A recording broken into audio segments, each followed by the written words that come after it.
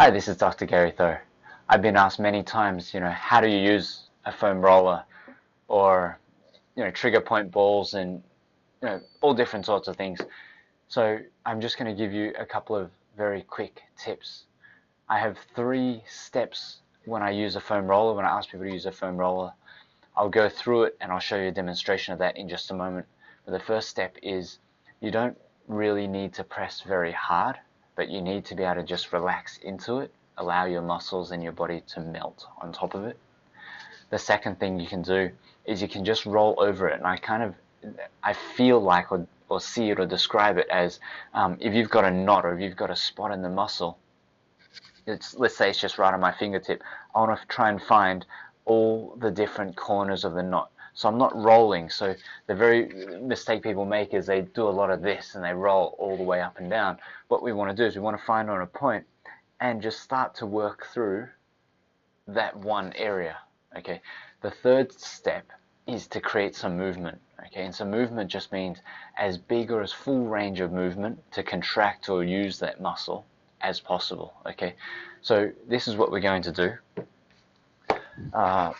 I was rolling out my peroneals, or the muscles that are on the side of your leg here. Okay, during soccer the other day, because I kind of had a little bit of an ankle sprain where something happened out on the field and I wasn't feeling great. So at halftime I was just releasing that. Now peroneals are very important. Why? Because they will help to stabilize your foot. They'll help to stabilize the arches in your foot. They'll also help your ankle to move. A lot of the time I find the peroneals, they can't contract or they don't work properly, and if they don't work properly, they'll actually start to impact the ITB, the glutes even. So I've got some of my clients who, when I ask them to engage their glutes or when I ask them to work through all of this area, what happens is that doesn't even fire or they don't stabilize through there, and a lot of the time the moment I release that, all of this starts to work again. So the peroneals on that side of the ankle is very, very important, not just for the ankle, but for higher up in this chain of muscles and just how that fascia connects through there. So how do we work on that? Very simple. Get on your side. You can do it 2 ways. One is with this leg on the floor, okay? That acts as a stability. You can put it at the back or you can put it at the front. Now, which one you choose depends on what you're trying to do. Because if I'm trying to get towards the front half of the peroneals, then I'm going to need to be over the top this way. If I want to get towards the back, towards the calf, I may end up over here instead. So does it matter? No, do both. Okay. So there's 3 steps to this. I should have said there's 4 because the first step is really just the roll, and the roll is more just to get a feel of what's going on. Okay, so I might go, oh yeah, I feel a little bit of something there, I feel a little bit of something there, and there as well. If I drop my foot over the top, I feel a bit there as well. So once you go through that roll, it's just kind of a feel and get a gauge of what's going on in that muscle. After that, I'm just going to hang on that spot, and I'm just going to see if I can relax my whole leg and relax my whole foot. Now, some people find it very hard to stay up. This is great because this is a side plank, but if you find it very hard, just rest, okay? And if you just rest and you don't feel there's enough weight, just add the other leg on top, okay?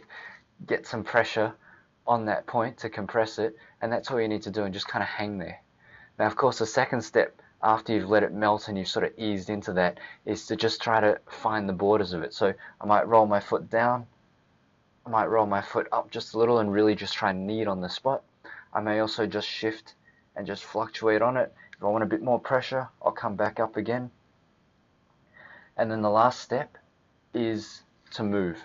So when I'm moving my ankle. Okay, so it'll look something like this, where I'm going to point my toes, flex the foot, point the toes, flex the foot.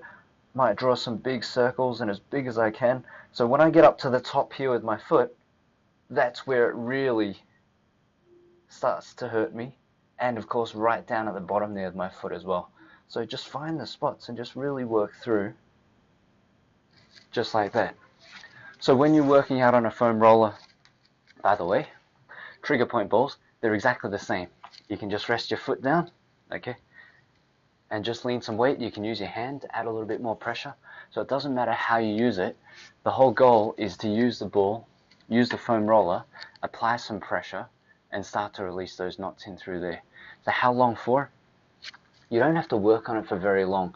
A lot of the time, when I go through those 3 steps, okay, the first step, which is actually the 4th step, is literally like 5 or 10 seconds just to get a feel of the muscle, see what's going on, just start to stimulate, loosen it up.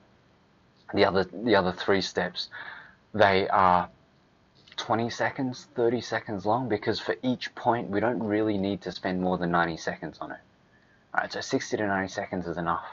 And you know, in every muscle there's at least 4 or 5 points to work on. So if you're spending a minute on each muscle, that's already 4 or 5 minutes on each muscle. So you don't really need to hack it.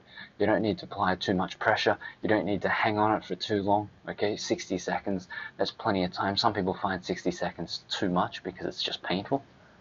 Alright, and then just get on it, release it, move on, get on another point, release it, move on. Okay, so that's how you use a foam roller. Check out my other videos because I'm going to go through all these different types of muscles, especially the most hard muscle to get, which is up in through here. A lot of the time everybody knows how to get on their calves. This is so common. Or how to get on the glutes and the hips. And of course the upper back, but they don't know how to get here. So I'm going to show you that secret in another video.